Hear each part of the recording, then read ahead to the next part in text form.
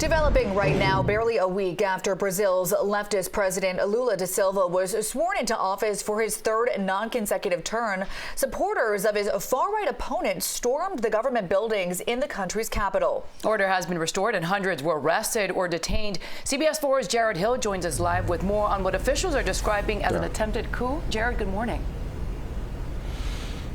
Good morning, Maribel and Nicole. Actually, Bolsonaro, Brazil's former president, has been accused of sowing distrust in the election results for months now, like claiming without evidence that voting machines were prone to fraud.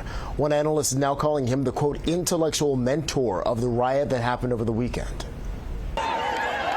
These were the dramatic scenes from Brazil Sunday. Thousands of supporters of the country's far-right ex-president, Jair Bolsonaro, stormed the Congress, Supreme Court, and presidential palace in Brasilia. Some of the demonstrators called for a military intervention to restore Bolsonaro to power. All three buildings were mostly empty at the time of the hours-long attacks. Security officials have taken back control of the facilities, and hundreds of rioters have been arrested. Brazil's newly sworn-in president, Lula da Silva, and other officials toured the damage late Sunday.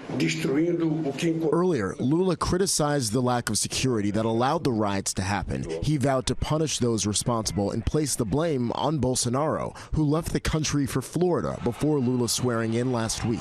On Twitter, Bolsonaro denied Lula's condemnations of him and gave support for peaceful demonstrations, but added that invading buildings is unlawful.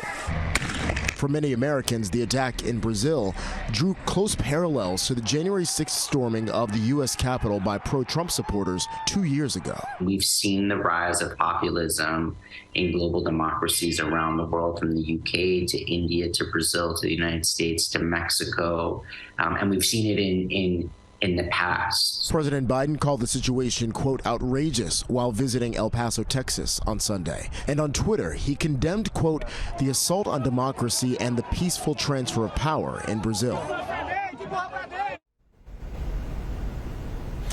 Now, something else that's interesting here, Bolsonaro's son, who's also a Brazilian lawmaker, has held several meetings with former President Trump, his longtime aide Steve Bannon, as well as a top campaign advisor for former President Trump, Jason Miller.